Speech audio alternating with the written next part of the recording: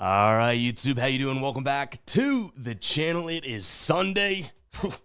Reporting live from Hangover Central, but we do have ourselves a full MLB slate to dive into in today's video, like we always do. I'm going to dive into each and every one of these games. I'll give you my prediction on the side. I'll give you my prediction on the total. We'll talk about any other plays like player props that we like within the game as well. But as always, guys, keep an eye down on the pinned comment of this video. That'll take you to all of my final plays, so I'm actually rolling with myself. If that does interest you, if you do want to fade me, which you always can, all of that absolutely free down in the pinned comment. Shout out to everyone that is here live on this Sunday morning. Like I said, we got into one last night, so a little bit, groggy, a little bit of a headache, but we still put in the work, still have everything set to go for the show and whatnot. But if I'm stumbling over my words and stuff, maybe there's a reason, you know what I'm saying? In terms of how we did yesterday, not exactly the best night. I mean, we had some really good looks, and it kind of stinks because we had some really good looks live on the show yesterday that we didn't actually roll with ourselves, but ended up dropping, I believe, 0.7 units, so unfortunate there, but it's not really going to kill us, not a full unit or anything like that. But the comments from yesterday's video definitely would act like, it's a little bit more grave than I would think, right? I know you guys, or I shouldn't say you guys, some people get mad when we lose and I laugh at it, but sometimes you gotta laugh it off, right? One thing we don't need to laugh about, and we can give it total credit here, the ride of the day from James. Pumping some damn crowd noise, an alternate line, Adrian Hauser's strikeouts. 4.5. He had 5 strikeouts, so we won on the hook, plus 200 odds. Another cha-ching for the ride of the day, guys. Shout out to James there. If you guys don't know what the ride of the day is, it's simple. All you have to do is use that hashtag ride of the day down in the comments. I jump aboard with one person's play each and every day. Give you a shout out in the next video, win or loss. You can see the tracker here. Nice plus 200 play there for James. What we do, if you win the ride of the day and you cash, we continue to roll with your play, that person that I select, for future videos and future plays. Once you do lose, it is unfortunate. You get the shout out, but we got to drop the womp womp there. So shout out to James for the ride of the day. Looking forward to seeing what you drop in the comments today. Again, that will be in the comments of the video that we post, or this video after the fact. Right now we are live, and I should say, appreciate everyone tuning in live, Sunday morning after maybe a long Saturday night for some folks. You're up early, you're joining the live stream. Really do appreciate it, guys. Drop a W in the chat if you are here. I saw a bunch of W's come in even before we pressed the recorder, the live button, right? A lot of people are in the chat already here, so really do appreciate it. But what do you say we go ahead and dive into these games, started off with Toronto taking on San Fran. This was another one yesterday, right, in which we leaned Toronto, thought about playing it, but then I was like, it is Logan Webb. I got to give him his credit. He ended up getting a little, not hit up. I shouldn't say that, but ultimately, what did he pitch until the 5th or 6th inning? And then ultimately, maybe in there for a little too long, that type of thing. Today, it stinks because I don't love the idea of the sweep or anything like that, right? But I still do think that it's a Blue Jays spot. Now, I don't want to sit here and say that it's going to be a great scoring game or anything like that, because like yesterday, I do think that this is a spot in which the Giants have the starting pitching advantage. It's Robbie Ray against Jose Barrios. But the thing is, have we really not learned that this Giants team is just going to struggle to score? So it's Toronto for me, but I don't think that they're going to necessarily hit up Robbie Ray in his career against the current rosters, the guys that make up that Blue Jays team. 50 plate appearances, so decent enough sample size. 4% walk rate compared to a 20% K rate. Expected batting average here against of 245. Expected WOBA 312, so decent numbers from him, right? I think that Blue Jays can still get it done without scoring a big number. 510 in the chat says, yeah, Logan Webb did get rocked. I know it's tough to say because, they didn't put up runs until, I guess, mid-game, right? But ultimately, yeah, the Blue Jays offense is why we'd like this too, but I don't think that their offense goes off. So Robbie Ray, very, very good pitcher, obviously, but so is Logan Webb, and we still saw some runs come in yesterday. You know what I mean? Moving on, we got Tampa Bay taking on Baltimore. This is an interesting one because Ryan Pepe Le Pew is on the mound, right? Pepio has been very, very good at times. He's also had some spots in which, especially like the eye test, when you're like, is he a little shaky right now? But I do think that we can even, be confident in maybe like a Pepio, 5 to 6 innings of 2 earned run baseball, which I think will be good enough here. Is it great? No, but like I said, good enough. The bullpen is still in a decent spot. I think that this is, again, much like Toronto, kind of sitting here thinking, okay, well, this is just a spot in which the Rays offense might be a little bit better. Now, we haven't even talked about it. We do have, Trevor Rogers on the other side of things, and he's been pretty good, right? Like kind of, I don't want to say surprisingly, but to me, I guess in a sense, surprisingly. I think that he can pitch all right today, but for the price tag and for the way that, just like we talked about Toronto, there is, in my opinion, a better offense on the board here, and it is the Rays. So I'll lean towards the Rays and their team total over. I also am taking a peek at Trevor Rogers, his over in walks. So this season on the road, he's got nearly a 10% walk rate, obviously small-ish sample size, but he's not getting the chases either. I think his chase rate is below 30%. So guys aren't swinging at things out of the zone. He's going to go fastball, sinker, slider. If that slider isn't working for him today, he's not going to be able to locate it. And secondarily, the sinker and the fastball, I think this Rays team will be able to kind of pick up in terms of that. Against lefties at home over the last 30 days, again, smallish sample size, number 1 team in the league. The Rays are in terms of, walking and drawing walks out of pitchers. So I do think Trevor Rogers over 1.5 walks could be a lean that we look at today. Haven't actually rolled with it or jumped into it myself, but again, I think that could be a spot. The problem is this Rays team, will swing, like on the road, especially, at home, especially, and against left-handed pitchers, they will swing. So Rogers' strikeout ability, may trump the idea of him walking today. But again, I think that the situation looks good,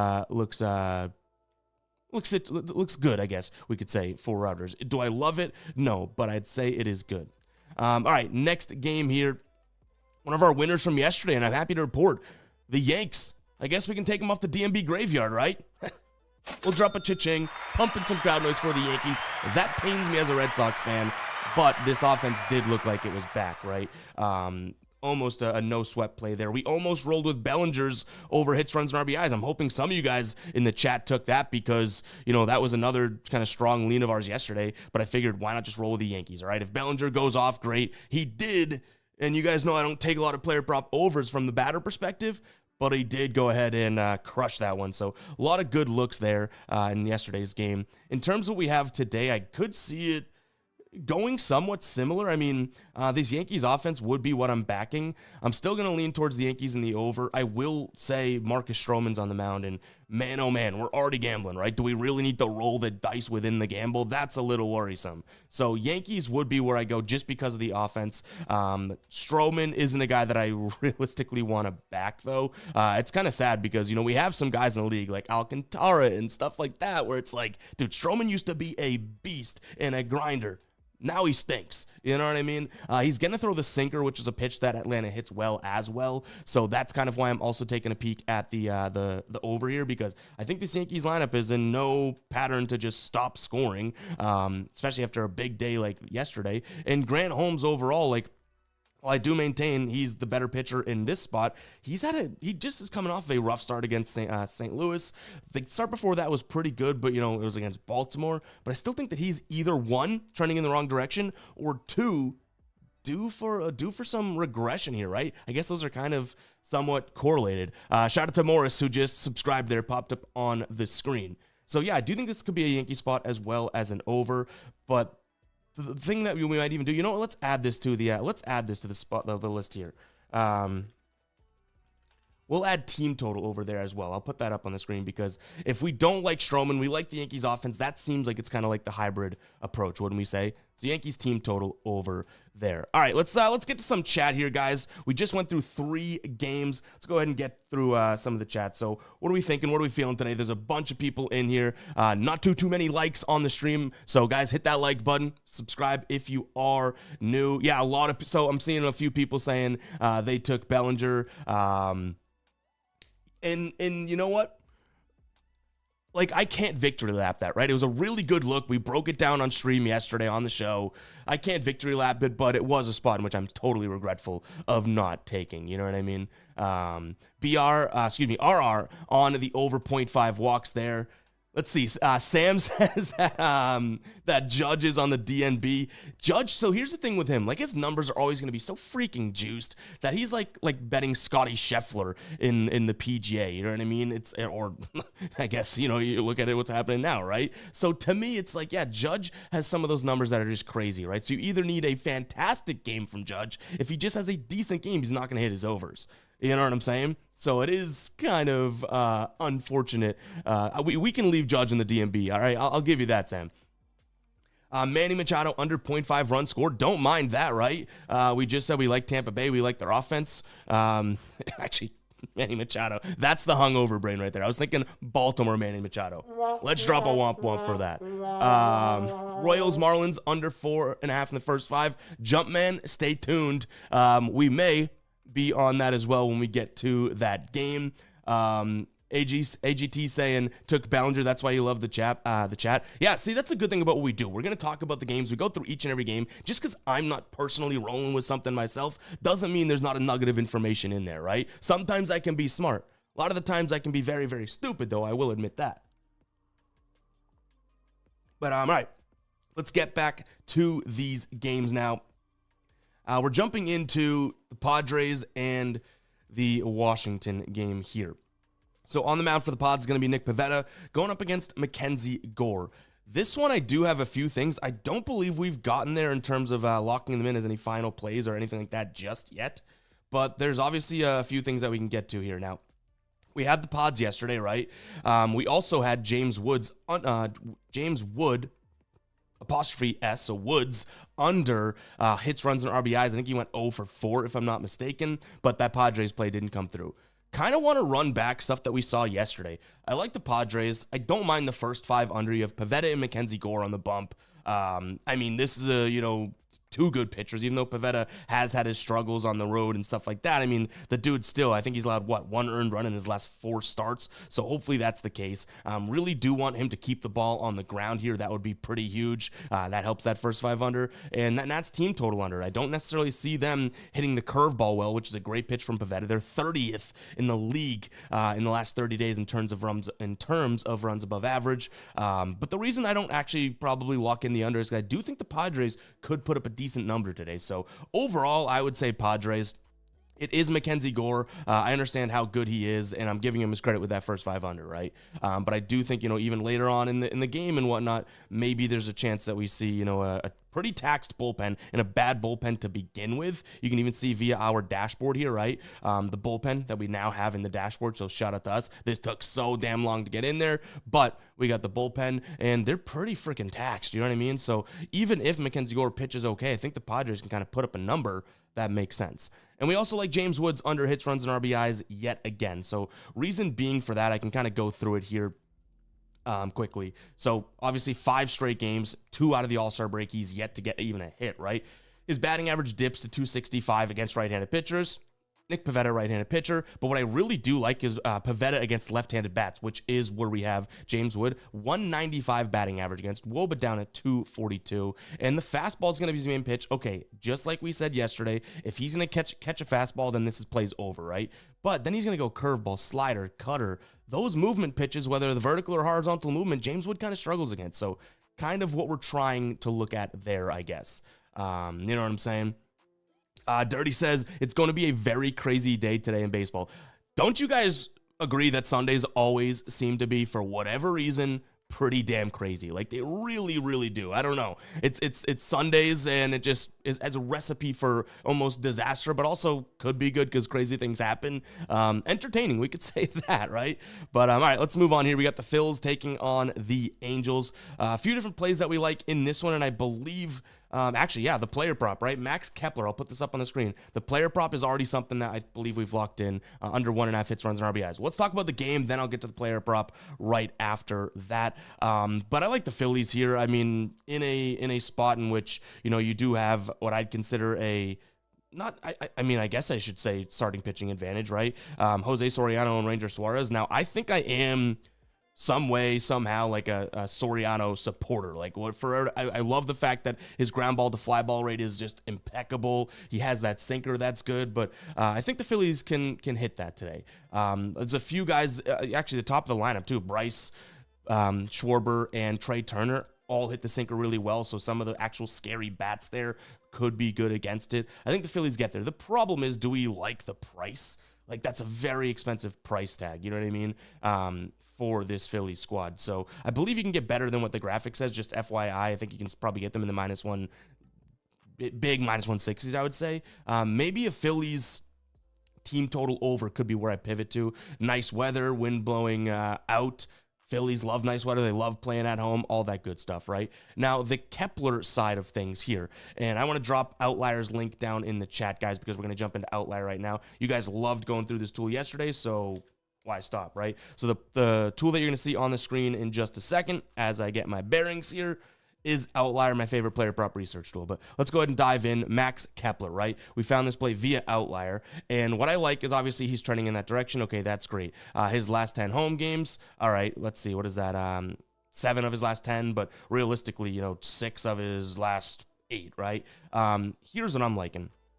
Just 207. I mean, it's no better than what he is on the season. 207 against righties, but here's what I like. The sinker, okay, he doesn't hit it that well. The curveball, he doesn't hit it that well. The fastball, okay, he hits it fine, right? But now we're talking 8.2%. The slider doesn't hit that well. The splitter doesn't hit it that well. So only the fastball, which you could see via Soriano's pitch mix at 8.2%, is what Kepler hits well. The sinker and curve, which he's pitching 50 and 27% of the time, we're going to see a nice little advantage there today is what I'd say, right? Even that fastball, you could see, yeah, the heat map kind of tracks for him to get a hit or something like that. But to me, that 1 in a million chance that he's going to hit, or I should say 8.2% chance that Soriano's going to throw the fastball, what are the chances that he's actually going to get a hit and RBI off it?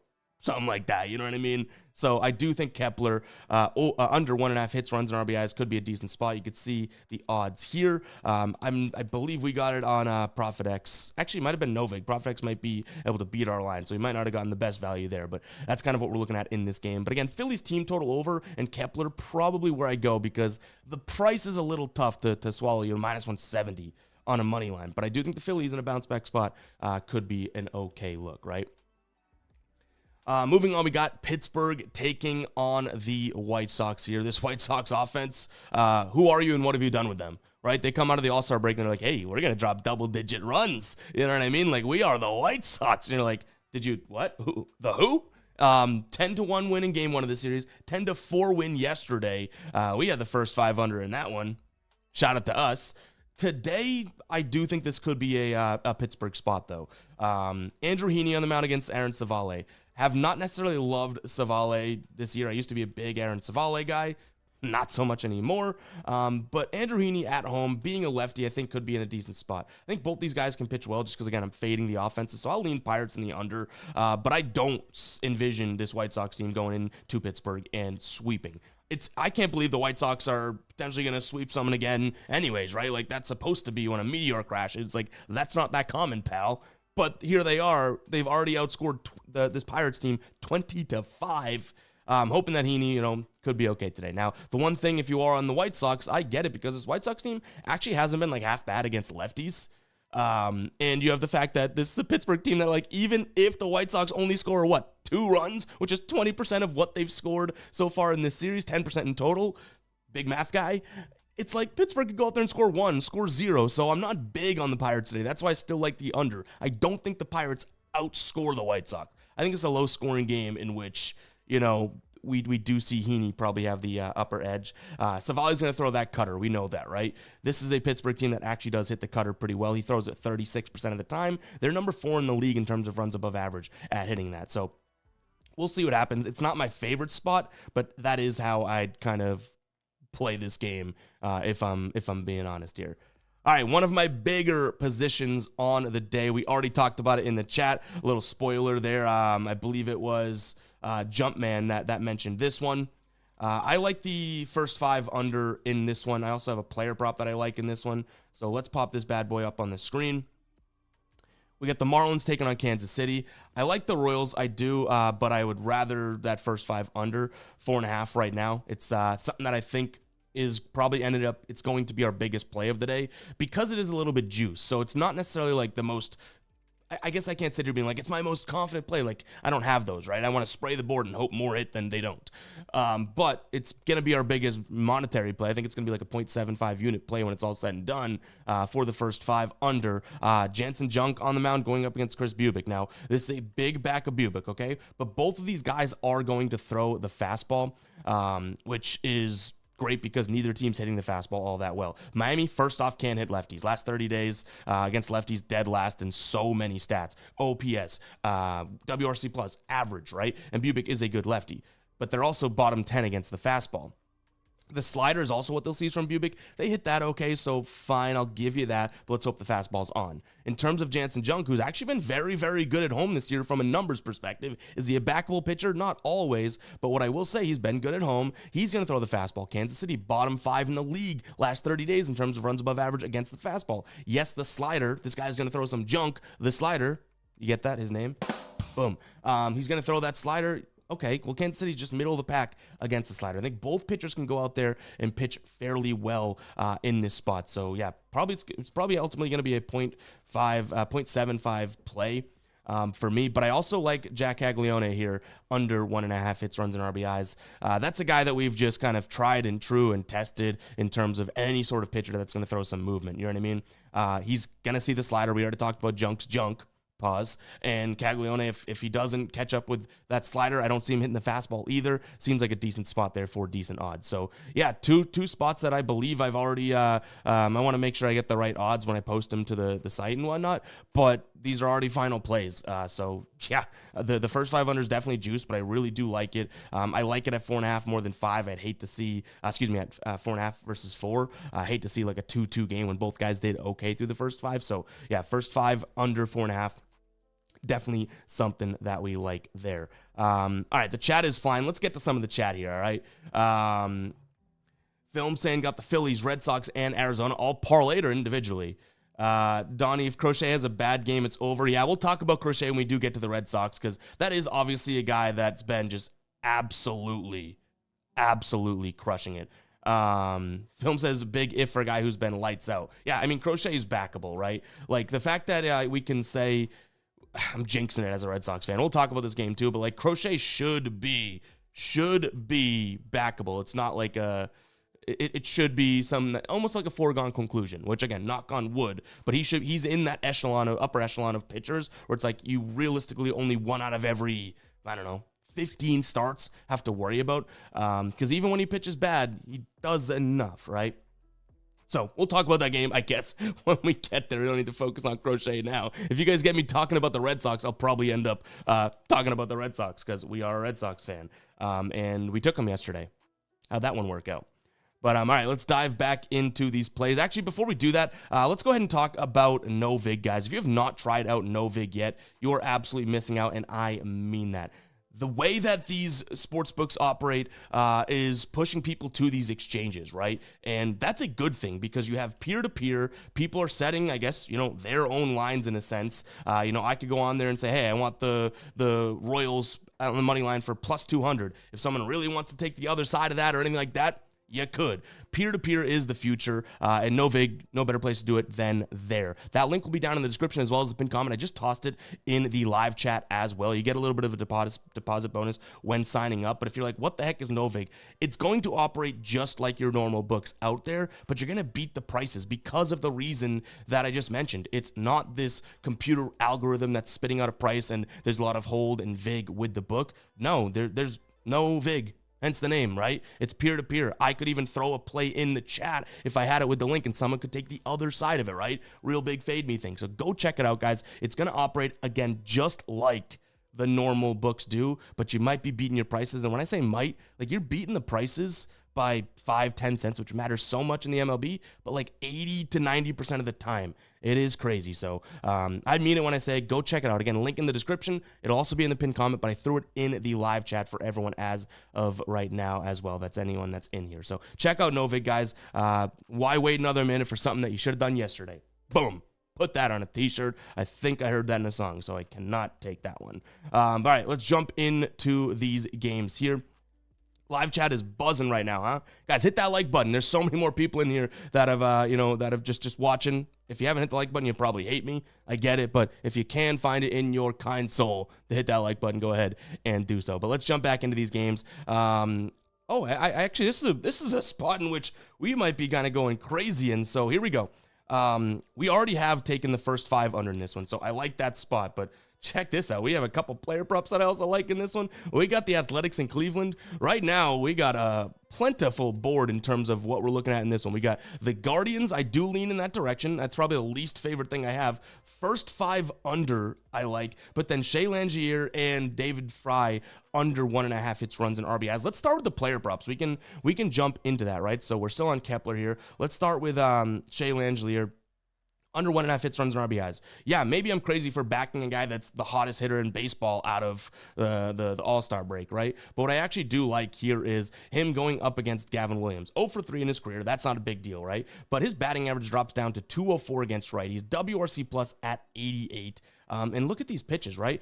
So 316 and a 19.2% in terms of WOBA and K rate. Fastball strikes out a lot more against the fastball, and his WOBA jumps from 316 down to 276. Well, Gavin Williams throwing the fastball 40% of the time. Okay, how about the slider? Look at that. The WOBA drops to 307. The curve, the WOBA drops to 193. The cutter, okay, that's fine. You're getting that only 15% of the time. The sinker, that's fine. Getting that 2% of the time. What about the changeup? Oh my God, his WOBA goes up a little bit. 0.1% of the time. I like this spot here because those first few pitches that he's going to see are going to be tough ones. But again, even Phil, look at this, home runs. He's hit 2 home runs in 2 straight games, or 1 home run in 2 straight games, I guess is probably a better way of saying it. So yeah, we're fading a guy that has been absolutely fantastic coming out of the All-Star break.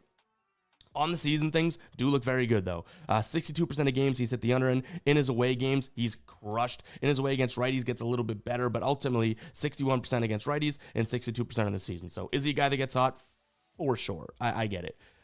Next, we had David Fry, right, in this game as well. I like his under 1.5 hits, runs, and RBIs. Him, a little bit better in terms of the hit rate. Home this year, 87% of his games, so we like that. Obviously, this is kind of crazy because we're also taking a guy that hit a home run yesterday, but why I like his unders today, it's a little juicy, but same reason with Langelier. Kind of everything checks the boxes here. So he's batting just 143 against lefties. Jeffrey Springs is a lefty, right? Springs against right-handed bats, which is where we'll see Fry. 212 average. WOBA drops down to 296. The fastball, 187 WOBA. The slider he hits okay, but then the changeup, he's going to see 25% of the time hits okay. The biggest part here, I guess you could say the cutter too. I'll see it 5% of the time. The biggest thing would be the fastball though, right? 187 WOBA. Weighted on base average, big deal for hitters. And the fact that he's below 200, below 190, kind of like the spot there. So a lot of things that we like in this one. The first 5 under would be for a couple reasons. I think Gavin Williams can pitch well against this Cleveland team. And then obviously Springs pitching from the left side. That's a side that this Cleveland team has kind of struggled to get to and whatnot. Both guys in their small sample sizes, some really good numbers, sub 200 batting averages against the current lineup as well. So yeah, a lot that we like in this one. Is it kind of crazy that I'm sitting here being like, I love 3 plays in the Guards and Athletics game? It probably is crazy, but I do think that first 5 under and those 2 player props are definitely things that could be on the board today. The Guardians I just put up there because I do think that Williams' strong advantage there overall. But I don't know if I want to back the Guardians against the lefty, Donnie says, play Nick Kurtz. Yeah, I don't hate that. I mean, I feel like him against a righty is a really good look, and he's going to see the fastball cutter. He hits both those pitches well, so fair enough. Don't hate that whatsoever. All right, let's go ahead and move on to the next one here. Mets and Cincinnati. So this is one where yesterday it looked good, right? We saw Holmes kind of go out there and look okay, and then it just kind of toppled down. I leaned Mets, their team total over, and Holmes under earned runs yesterday. We also had Nick Martinez, or we leaned towards Nick Martinez over and hits allowed. He barely cashed that, but I can't take credit for it. We talked about it and we did like it, but we didn't end up, pulling the trigger on it, right? And I'm not a big victory lapper of a guy that, or I'm not the type of guy that victory laps something that I didn't actually have the stones or the cojones to roll with myself. But where do we go in this one? Well, we do have 2 really good pitchers on the mound, right? And I like the idea. So by the way, it's Abbott today against David Peterson. I like the idea of both these guys going out there and pitching well, right? A little bit different than yesterday when we saw some sporadic baseball where guys on base didn't come through and that type of thing. But again, it's Abbott who's been very good against David Peterson. Two things to note here. This Mets team has really struggled against lefties. That's great. And then, on the other side of things, Peterson has been really good at home, and he's really good against righties, which he'll see a lot of righties in the lineup today, including Ellie from the switch hitter side that's going to be a righty, okay? So, to me, both pitchers could go out there and pitch well. The only reason I lean Reds is pretty simple. I like the odds that we're looking at, right? But do we really think the Reds are going to go into, City and sweep the Mets? Not necessarily. I guess it would be the opposite way, right? The Reds, I said that right. Reds sweep the Mets, correct? Yes. I thought that I said the Mets sweep the Reds. But do we really think the Reds are going to go and sweep the Mets? Not all that sure. But for the plus money, for the price, I'd lean Reds, but I would also look at that first 5 under, probably a little bit heavier. Pete Alonso under 1.5 hits, runs, and RBIs. It's just the lefty-righty splits I like, as well as what we already looked at, similar things with the pitch mix, right? I like Abbott's pitch mix against him, so I think that could be a decent look as well. We're going to get a lot of fastballs. Pete Alonso, not exactly all that great against a fastball, but I think in the last 30 days, he's batting like 130 against lefties, right? So hopefully we see a nice little spot there. In terms of what we're liking, because Pete Alonso definitely has the ability to swing of the bat end and under, right? Just one swing of the bat, one flick of the wrist, and boom. All right, here we go. We got the Cubs taking on the Red Sox. Garrett Crochet Day. We kind of just talked about it a little bit. I'm gonna toss this up on the screen, and I mean it when I say I do lean Red Sox, and I'm not biased. All right. Put this up on the screen here. Red Sox, not biased. I'll tell you guys when I am, like I did yesterday. We took the Red Sox in the over. Didn't come through, right? Where I give this Cubs team credit is that this Red Sox offense has been a little dicey, right? And we're in Wrigley. We have wind blowing in. That's kind of where I look at the under, right? Like, I'll give this Cubs team a little bit of grace here in the sense of Cade Horton on the mound. He's been good at home. He's going to throw, sliders. The Red Sox do hit sliders well, but they hit lefty sliders a lot better than righties, all that jazz, okay? So I give them a little bit of credit. But I think the Red Sox, can pull it out. I don't know if I agree with the price. You know what I mean? Like, to me, the Red Sox, I like them if they're a dog in this series. Garrett Crochet on the bump is going to affect that, which obviously he in a sense, should get that sort of weight behind him. But this Cubs offense, the Cubs are the better team. I said that in yesterday's show, right? So to me, it's just Garrett Crochet backing. That's why it's not biased. It's not Red Sox me being a fanboy, because the under kind of says that, right? I don't think Cade Horton's in a terrible situation. This bullpen, only a couple arms pitched yesterday, though their bullpen, some of the numbers look really good. I don't know if I feel great about the Cubs bullpen long term, but they've been good, so what can I say, right? Same thing with the Red Sox. The Red Sox numbers in terms of bullpens, I think these are 2 top 10 ERA bullpens this year, in like top half of the league, maybe top 10 whip. I don't know if I love either bullpen, though, and I could say that for both teams. So maybe even a first 5 under could be something that I get behind here. But I do think that, backing Crochet is always going to be the move, especially if it's against someone like Cade Horton in a sense. I know a lot of people in the chat probably don't like that one. How we feel about the Cubs Red Sox take there. I say I'm not biased. There's still going to be people that are like, dude, your bias is all hell.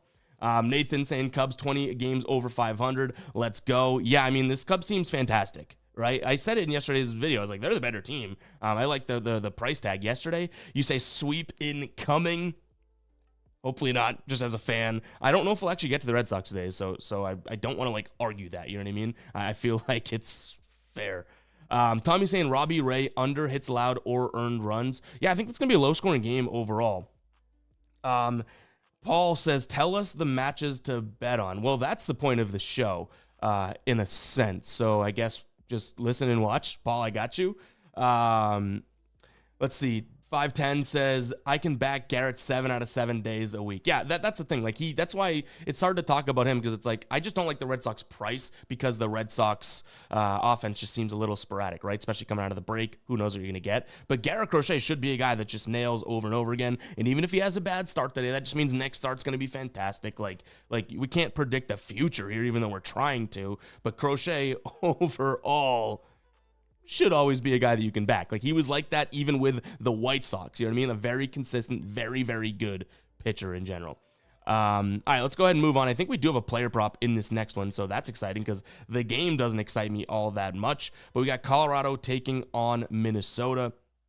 I do think with Joe Ryan on the bump, this could, and obviously though we had what in the game 1 of the series, was it? We had Minnesota money line. Joe Ryan on the bump should be okay, right? So sure, you can go ahead and back Minnesota, but not at minus 270 or whatever the hell they're at right now. The thing that I do like here is kind of backing Joe Ryan in the sense of either Colorado's team total under or Mike Toglia under 1.5 hits, runs, and RBIs. The issue is taking a player's under or a team total under in cores can obviously be a little bit of an issue. But the Twins, losing, what is it? They lost game 1. That's the one we took, but they lost yesterday. I forget what the score was. But, I mean, this I don't care if you're in cores or not. This is still a very bad offense in Colorado, right? So the Twins should be okay to bounce back, I would say. But if you want to kind of find a better way of looking at it, maybe, like I said, it's a Colorado team total under. You're backing a really good pitcher in Joe Ryan. Secondarily, though, I think we can just take a peek at Michael Toglia, right? In fact, let's dive into Outlier. I'll toss the link down in the chat again for anyone that is new here. Guys, I didn't even mention it before. That link gets you 7 days free of what I'd consider probably, I'd say the best. I know a lot of people have their takes and whatnot, but the best player prop research tool that encompasses all sports, right? That's what's awesome about Outlier. It's not just baseball, even though we're looking at that now. So I think I have Toglia here saved. What's really cool, too, by the way, I didn't even mention this. Say you like Toglia, you like him on ProfitX, you can click this. You can either drag this to a new tab or scan it with your phone. You know what I mean? You probably scan it on your screen right now, so it's really easy to get plays in afterwards. I like his under 1.5 hits, runs, and RBIs. Home games this year, 63%. Home games against righties, 65%. All right, that's all great, but what do we actually like? 193 average against righties. The fastball WOBA drops down to 205. The slider, sure, he hits well. The splitter, though, which he's also going to see, right, 13% of the time, 0.05 in terms of a WOBA. So I think Toglia could be a nice spot here. Even that slider that he's going to see, he's not very good. He's batting, I guess, 0, but 200 against righty sliders coming in from outside to in, so the inside and low. Like, I think this could be a good spot for Toglia. It is a little juiced, but I think the juice might be worth the squeeze in that sense to some degree. You know what I mean? All right, guys, a few games left. We are going to go through these games, and then we'll take a community break right afterwards, and we'll just kind of, shoot the you-know-what and talk after the stream. So, FYI, we're going to want to go through these games, but then if you guys want to hang around and just kind of talk about things, talk about your lives, we shall do so. But we got to run up the likes. If we want me to sit here hungover on a Sunday for a little bit extra time, let's run up the likes. FYI, even if we get no more likes, I'm still going to stick around and shoot the shit with you guys after the video. So I say that, but I'm just trying to get some likes in the video. Can a man get some likes? All right, let's dive into this one. We got Seattle taking on Houston. The only thing that I'd actually probably even get to, and I don't know if the price is still there, but it would be the first 3 under. So we have Brian Wu and Hunter Brown on the mound.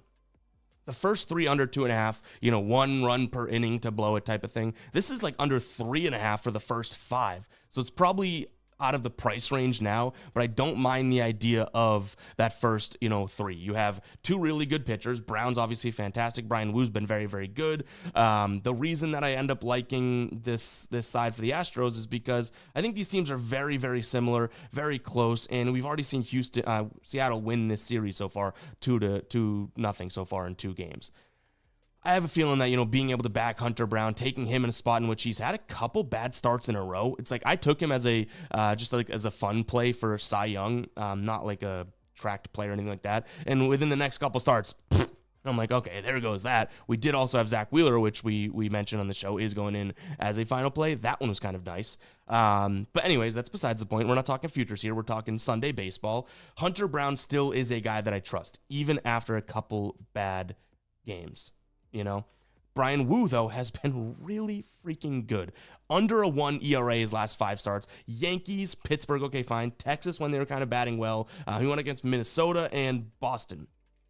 This guy's been pitching well, whether it's the creme de la creme of talent or the bottom of the barrel. I get it, but he's been pitching well. So that first 3 under, as long as you can get the price. I'm probably rambling about this too much, and that price is long gone. We didn't lock it in earlier. But again, Astros, getting Hunter Brown at plus money, that seems like it makes a little bit of sense. I don't mean to spend too much time on that one, guys. Yeah, Sam's saying hit the like button, and then I see 10 in the chat goes, I already hit the like button. That's fair. I should say, if you have not hit the like button yet, hit the like button, because I'm like, hey, hit the like button. Someone's like, dude, I did like 10 minutes ago. Fair. Shout out to the real ones and the OGs that have done that. Let's dive into this one here. We got Arizona taking on the Cards. Now, this one I do think that we have potential for final plays. I'll be honest, nothing locked in yet, and I don't know how confident I am in a sense. Shout out to Jesus or Jesus for subscribing. I'm assuming it's Jesus, though. It could be Jesus himself. But shout out. Guys, yeah, if you have your subscriptions public and you do subscribe during the show, it'll pop up right here during the show, which is cool. Same thing with the super chat. We appreciate all the donations and everything like that. If you want to kind of skip the line and have me address your question, you can donate a small amount and it'll pop up too. Never like ask for that, but I do want to make it, known that you can. But let's move on to this one. We have Merrill Kelly against St. Louis. Like I said, a few possibilities that we're actually liking in this one. Don't mind the Diamondbacks on the money line. I don't mind their team total over because I think they're a little pricey right now. But Pedro Pajes, an under that I'm slightly leaning towards. So we'll obviously be able to go through and kind of dive in more and more, I guess, in a sense, to that one throughout the day. So if you see that as a final play, being able to give it a blurb as to why I like it, because we don't have that zhuzh right now. I can walk through it in Outlier, actually. But the team total over for the Diamondbacks is something that I could get behind. If we can get somewhat of a consumable price behind them too, like I want the Diamondbacks, I believe, I think they're like minus 165 right now. I really want them more at the price that we see on the screen at the minus 140s. But also, are they going to go out there and sweep? Who knows? I'm afraid of sweeps if you haven't been able to tell over the last few weeks. But why do I like their team total over? It's Miles Michaelis on the mound, and I don't fully trust him whatsoever. This dude, I used to even say at the beginning of the year, like he's getting out of situations that are like kind of iffy. Do you know what I mean? Like how is he getting out of that situation? Well, things have started to not look all that great for him. I think he's coming off a very good start, but against a bad team. Was that Washington, right? Yeah. But anyways, the thing that I like is that his pitch mix, fastball. Okay, Arizona hits the fastball well. He's going to see that they're going to see the curveball. They hit the curveball all right as well. Changeup, if he's going to throw that, I think he only throws it like 2% of the time. They can hit that. But ultimately, this could be a spot in which you see Merrill Kelly pitch fairly well, but not necessarily good enough as to why I think the score could kind of run up. So, like I said, these are kind of flimsy leans. You could probably even tell by me making my case. They're not like the most cemented. Didn't spend too much time on this game because, again, that price, I want to see it moving in the right direction before we really invest in the Diamondbacks today. But I think their team total over could be safe because even in a losing effort, say Merrill Kelly doesn't pitch well, the Diamondbacks offense seems like it is putting up some numbers right now, right? They're putting up numbies. All right, we got the Dodgers taking on Milwaukee. We have, we did hit the over, so you know what? We'll take a cha-ching for that. But this Dodger squad, I mean, even them putting up a big number yesterday, they end up losing the game. Was it 8-7, something like that, right? So I'm glad. That was one of our favorite plays yesterday, right? We even cut up a short and posted it. Today it's Clayton Kershaw against Jose Quintana. Those could be two different, it could be a little bit of a different story. Right now, I believe the total's at 9. I would probably look at an under here if I had to, but I'm paying the juice for that 9.5 because I could easily see a 5-4 game, okay? And I also lean Dodgers because is this really going to be a Milwaukee squad that swept the Dodgers, a couple weeks ago, then they walk right back in, or not back in, they were in Milwaukee the first time, but then they walk into the Dodgers stadium and say, hey, we're going to sweep you again? I can't see that happening. So if we can at all get a price that feels okay on the tongue, the palate, I think the Dodgers is a look here today. So I'm probably going to be taking the Dodgers potentially as a final play. I like that under as long as it could be 9.5 because, again, 5-4 spot I like. But this is just almost like I can't imagine the Brewers, even though the Brewers are filthy and playing really good baseball, I can't imagine them winning, 3 games in a row. They swept them before, right? Was it 3 games? I believe it was a 3-game series. And then they just walk into the stadium and just do it all over to them. I don't know. That's crazy to me. So I like the Dodgers in a revenge spot here. But I get it. If someone likes the idea of freaking Brewers, why not? This team is raking right now. You know what I mean? All right, moving on. Sunday Night Baseball. I thought there was a chance we were going to see, I think I said in yesterday's video too, or the day before, thought there was a chance we were going to see Evaldi and Skubal, but we're just going to get Skubal here against, who is pitching for, I think it was Latz, if I'm not mistaken, correct? Yeah, Jacob Latz. Simple enough plays for me, and this one will get them up on the screen. I think it's Tigers all the way, especially. We just talked about kind of, not getting swept and all that. I think Skubal goes out there, pitches well. I know, hot take, Ev. But if you like the price of first 5 minus the half, I get it. Tigers -1, maybe with push potential as well, because I don't necessarily sit here and think that this is a great Tigers offense, right? We've kind of been talking about that. they've been up and down. So this is more so a backing of Scooble. That's why I like the under in the game. But you have your ace on the mound. You don't want to get swept on Sunday Night Baseball, right? As long as they score a couple runs, I do think that we could see, this Detroit team taking it home. Now, in terms of what we have, this is also what's cool. We'll just go and find this because I don't have it up in front of me. I'm on the game screen right now in terms of outlier, right?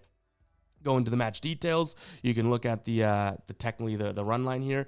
And for right now, you can get -1. Even that's juiced through the moon, right? This thing was looking okay. So I don't even know if we'll be able to get to Detroit -1. And I'm sure that 0.5 in the first 5, the run line in the first 5 is juiced as well. So it might be something that we're not necessarily able to even get to. But I'm just kind of showing you the capabilities of outlier.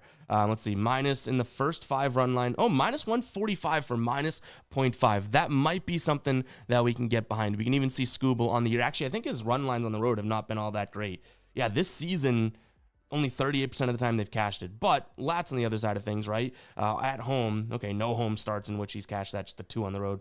So, yeah, we'd have to be a little creative to get something down with this one, right? Because Scooble's obviously going to kind of throw the price through the moon type of thing. But that's what I would look at. But guys, keep an eye on the pinned comment of either what you're watching, the replay of the live, or the video that will cut up and post afterwards as well, because that's how you'll see the final plays. If it interests you, what I'm actually rolling with. Everything we talk about in the video is kind of my brain dump, right? We kind of go through it, trying to help you guys out in some way, shape, or form. I'm too dumb to really help someone out, but we try our best out here. But all the final plays, if you are interested in either fading or riding, those will be listed with the post in the pinned comments. Keep an eye on that. Shout out to everyone in here, man. Decent amount of people in the stream on a Sunday morning. I told you right away, I was like, I'm feeling it, a little hungover, but you know what? A little bit of H2O, a little bit of coffee, and some love from the chat here has made me feel pretty damn good. So, appreciate the hell out of that. Let's stick around here for a few more minutes and we'll talk some shop. So anything you guys like or anything like that, I'm down to answer some questions. What I will say is yesterday we took a lot of feedback and good feedback of what we can do with the streams moving forward or some ideas, picking a Nerfy of the day. I even see Big Dog in the chat saying Nerfy. That type of stuff will come as we do more and more of these live streams. But just wanted to kind of give you the FYI that if you have any ideas or anything like that, toss them in the chat. I'm all ears right now.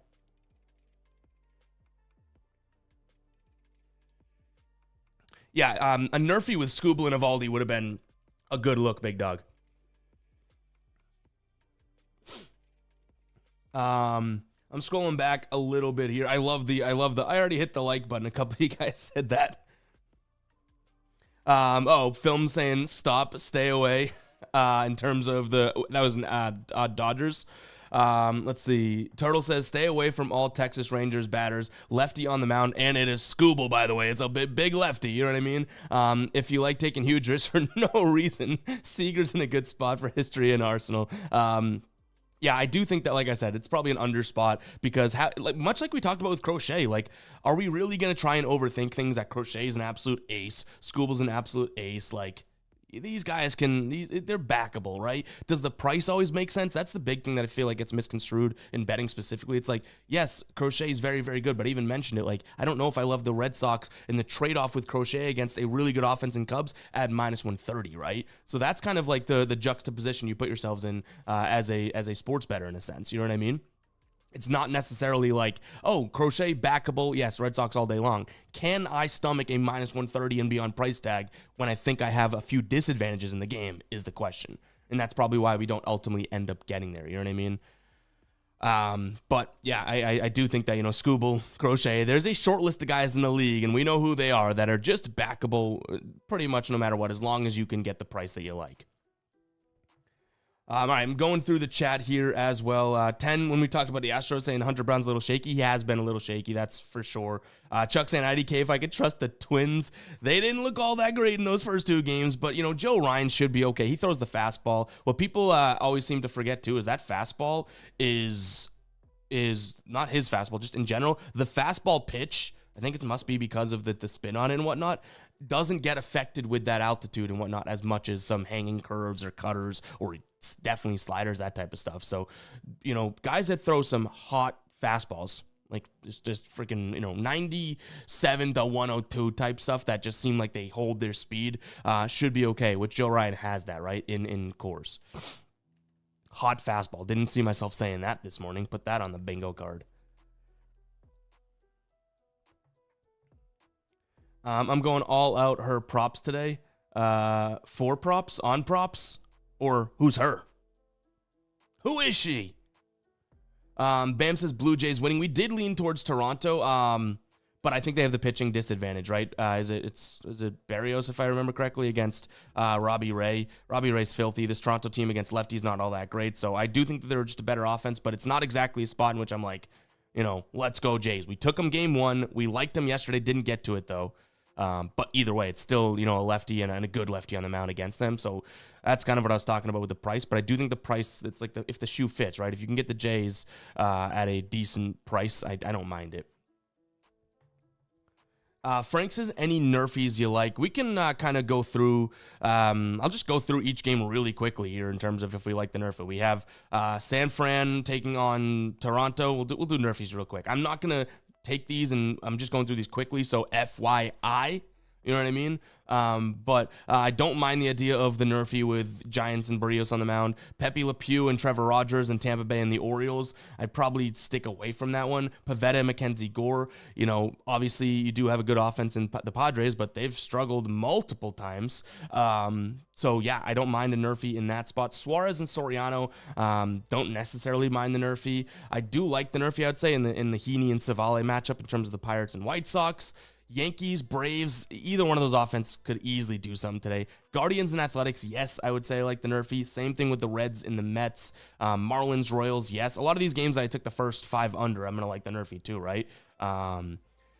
Crochet against Horton, Cubs, Red Sox, sure, because of that Wrigley wind as well. Twins and Rockies could get interesting because obviously a ball, pop fly or something can fly, but I think Joe Ryan could be okay. Obviously, with that low total in the Mariners and Astros game, a nerfy could be in play. Quintana and Kershaw, I think, are good for one inning. Diamondbacks, I think, could score off of the Cards, so maybe not. And then Tigers, Rangers, sure, I don't mind the nerfy. Went through those really quickly. Matt saying I can't stand nerfies. Yeah, so I don't not like nerfies. We used to take a bunch of nerfies, but I've had such, and I should knock on wood, such success with our process surrounding first 5 unders that I prefer those over nerfies. You know what I mean? Because you can have the 1 run come in and it's like, damn, that stinks. That could be 1-0, a 1-0 game after 5 innings type of stuff. You know what I mean? So it's like, to me, the bigger sample size, pitchers can kind of find themselves and get acquainted and be good in a sense after 1 inning of maybe like a slipped pitch or something.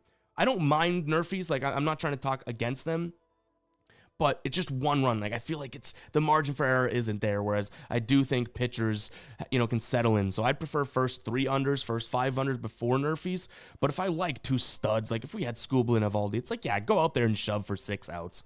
I get it. You know what I mean? It's the same thing in terms of like, it could happen just as much as it can't, right? Like, we are gambling at the end of the day. So I get it. I'm not trying to talk anyone off that process. Personally, I've had more success with the idea of, first 5s.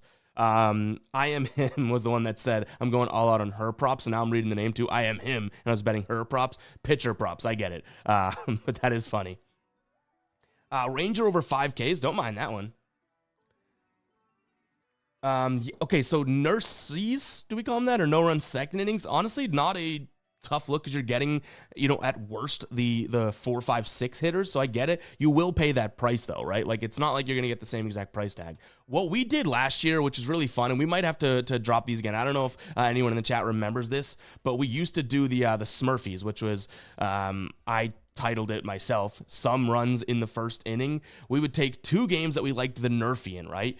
But take an alternate line under 1.5 and parlay those 2 games together and get somewhat of a decent, price, right? So that's something that we could bring back in. It was spelled just like this. Smurfy, I believe it was. Yeah, I just put it in the chat so you guys can see it.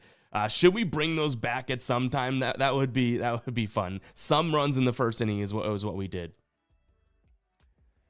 Redline says, I'm a little late. What was your take on the Tampa game? All right, because I like you, we'll do it. I would normally say, hey, watch the video back, give me a view, right? Because this will be posted, but I still think that the Tampa Bay Rays have the better offense and stuff. I like Trevor Rogers over in walks. That's a potential play of ours, as well as the Rays team total over too. So that's kind of what I was looking at, but it was one where I can definitely see the other side and all that jazz. You know what I mean? So I'm not sitting here being like, I'm all over Tampa Bay today. Would not put them in that category. Trevor Rogers walks, though, could be a spot in which I like. We kind of broke that down as to why we liked it.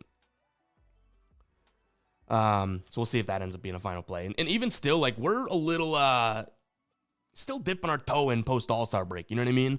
Like, things are a little weird. We're still rolling with like half unit plays. I think we have 0.75 units, if my memory serves me correctly, and we placed it this morning on that KC and Miami first 5 under. So we're still easing our way in after the All-Star break. And that's been some of the best stuff that I've either learned being in this game or just done for myself, is like really be disciplined. It doesn't have to be a full unit play every single time.